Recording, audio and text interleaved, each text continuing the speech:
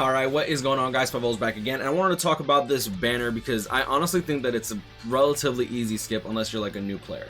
Now, for those that are missing mind potion units, obviously this Ulquiorra is probably going to be the way to go. But you have to be very careful now with your ores because a lot of these banners are premium pool units, which means they're not limited. So the chances of you pulling them from like 5-star tickets from Sinkaimon, Brave Soul tickets from farming the point event, randomly being shown on individual banners, like for example, who are some characters that were released in the last year that are now on individual banners?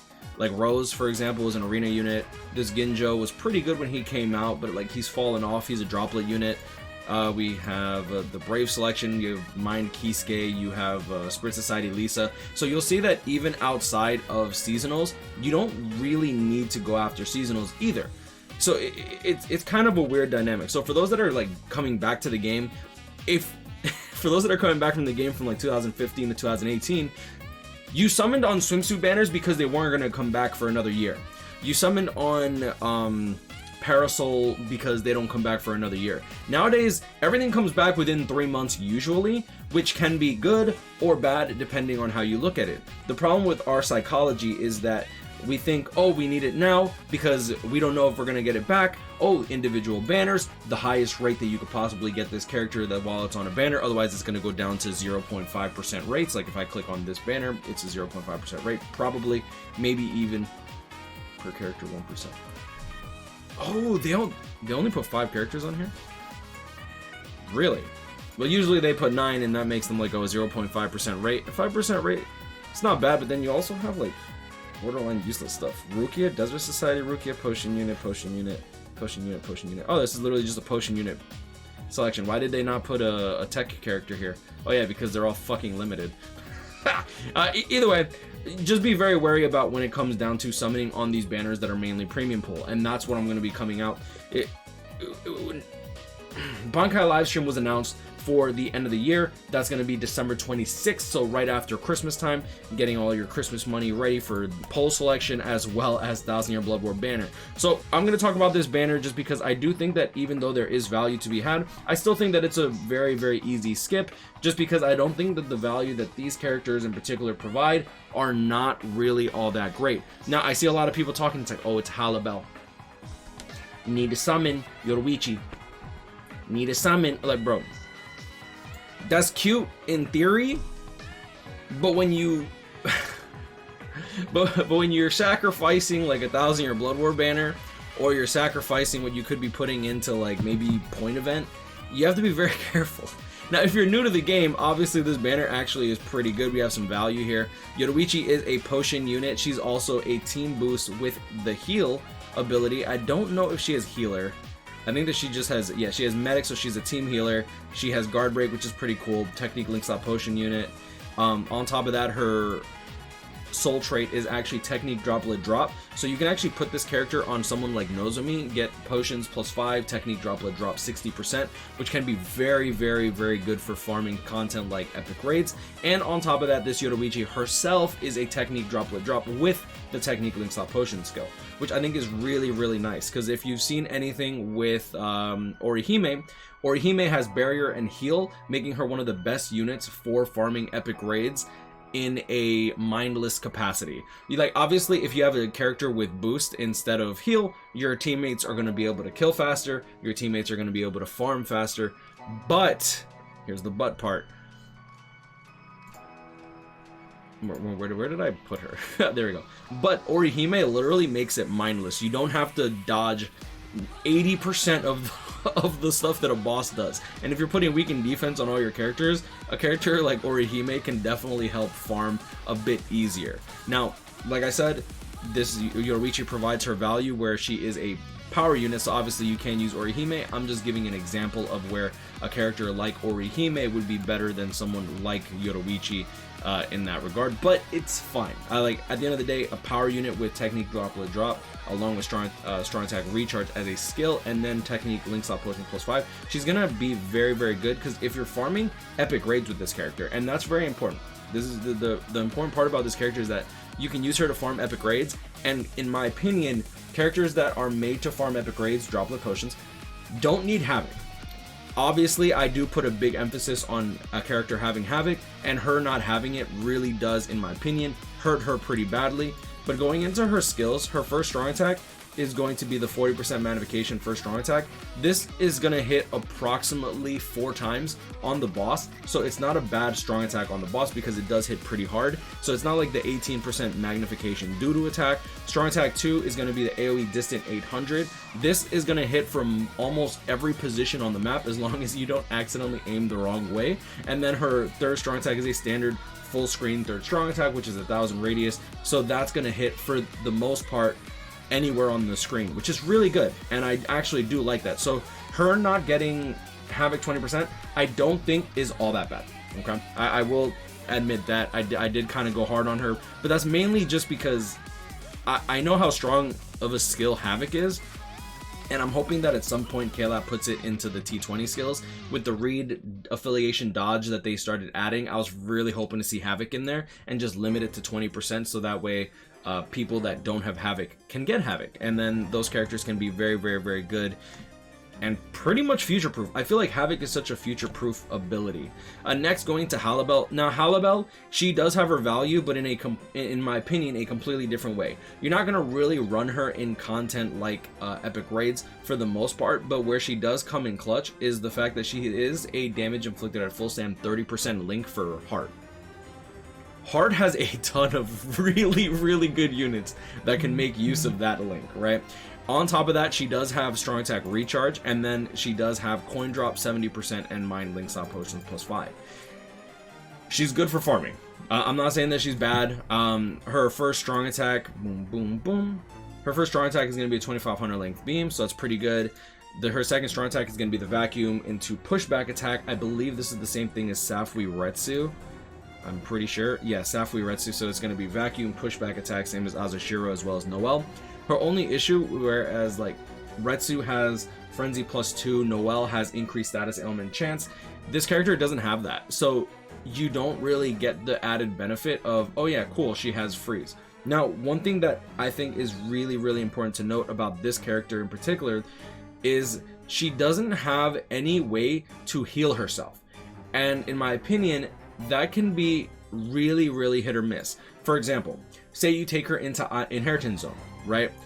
If she gets hit one time, and in Inheritance Zone, you're not really running any barrier units. I don't know any barrier units that are link slot potion units, so obviously she's gonna be borderline butt-ass naked half the time, no protection, no lube, nothing. If she gets hit by one enemy, it could be across the map little Arankar, or it could pop out of the ground after she wastes a strong attack and then just punches her in the face for even 1 damage.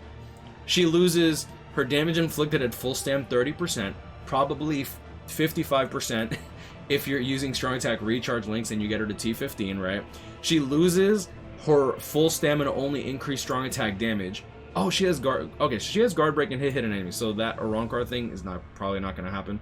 But the thing is, she still doesn't heal, and without having any way to heal herself up, I'm trying to think of any healing units that also has the potion skill. Potions. I want to do mind potions. I hope this works. Sometimes this doesn't work. Isane does heal, so that's good. So Isane could potentially heal her. I love Isane, but if you have Isane, you're probably running epic raids, to be honest, because Isane also has the droplet drop. I do like this. I love this Isane. I'm not even gonna lie. She's hella fun to play with, in my opinion. That's completely opinion based. A character being fun to play with, but whatever. Next we do have Toshiro. Toshiro is the Technique Link Slot Potion +5 character for power. He also has increased status element chance against Technique attribute no affiliation enemies, so he does need Killer for the increased status element, but he doesn't provide the droplets like the Yoruichi. But still, in my opinion, droplets aren't as crazy or insanely hard to farm as opposed to like maybe autoing epic raids or whatever. So I don't know. I do like this Toshiro. Was he voted into poll selection? I don't think so. I don't remember him being there. I do love this Orihime. I'm not even gonna lie. Having more copies as Orihime, getting her 2 out of 5 or 3 out of 5, even if she doesn't have the droplet drop % or whatever, maybe you can equip one of the characters. I think that they're There is a technique. Soul trait, droplet. Soul trait. Is there no droplet drops here? Oh, they still haven't put droplets. I hope Soldex adds that soon. Either way, I actually do really like this character. Her first strong attack is the 1k by 1k beam, but she has Havoc, so it's 1200, which means that this hits from almost anywhere on the map in epic raids. Full screen third strong attack. Her second strong attack, I forget what her second strong attack actually is. Yeah, 960 AoE distance second strong attack. Team heal with barrier plus 3 to your entire, all your allies, and then she gives herself 5. You literally don't have to move. You can literally just use her nat string for most of the fight until you see a purple thing about to come out. I genuinely just think that this character is just really good. Even if she doesn't give droplets, having her as a 1 of or a 2 of in your party means that for the most part, everyone in your team is keeping their full stamina damage boost, even if they royally screw up and randomly die. If they randomly die, by the time that you get your second one of these, the boss is already near dead and you're in third phase and you're healing them back up to full and they're getting barriers, right? So I do genuinely like this Orihime. Momo is just a potion unit. Expect to need to be carried. This character was kind of outdated when she originally came out, and it looks like they kept that trend of no Havoc for mid-month for this banner, which is really sad and unfortunate, because I actually do like the design for these characters. It's just it is what it is. Other banners that you might want to look into are the current banner that's currently out that I was talking about with this Ulquiorra, as well as the Power Ulquiorra Selection 2, which is going to be coming out on the 18th. This banner is an easy skip.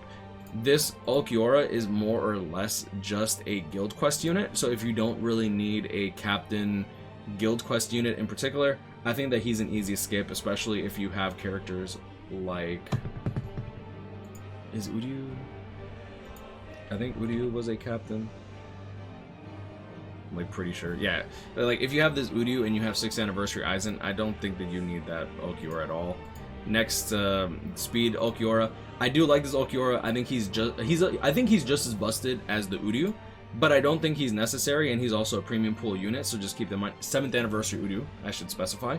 I actually do genuinely like this Machine Society Nemu, but she's definitely fallen off in comparison to like some of these crazier newer units that are coming out, and I expect Tech to have some I expect Tech to have more busted units. If you're summoning for this Nemu, why are you not summoning for Spirits Are Forever with Yuretsu, right? Next, we do have the individual banners for these Christmas characters, and I don't think they're worth it. They're like literally 3 premium pool units. Neither of these are meta in any way, shape, or capacity. And this Jackie, for example, her main shtick was that she has 100% chance to hit dodging no affiliation enemies, but now you can give that skill to literally anyone. So why not just give it to a character that you actually like or plan to use or want to have use of, right? Personally, I took my Noelle that I almost never use, my Burn the Witch Noelle, and I literally gave her Read Soul Reaper dodge and Read no affiliation dodge because she has killer. Mine is max transcended, and now she's literally just a scroll slut. Like, that's all she's good for. And well, I mean, maybe not all she's good for, but that's pretty much what I'm going to be using her for, right?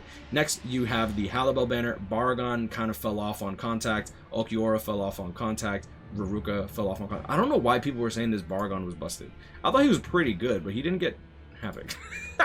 And he didn't get any farming abilities, so it was kind of like useless. Raruka, droplet bonus unit.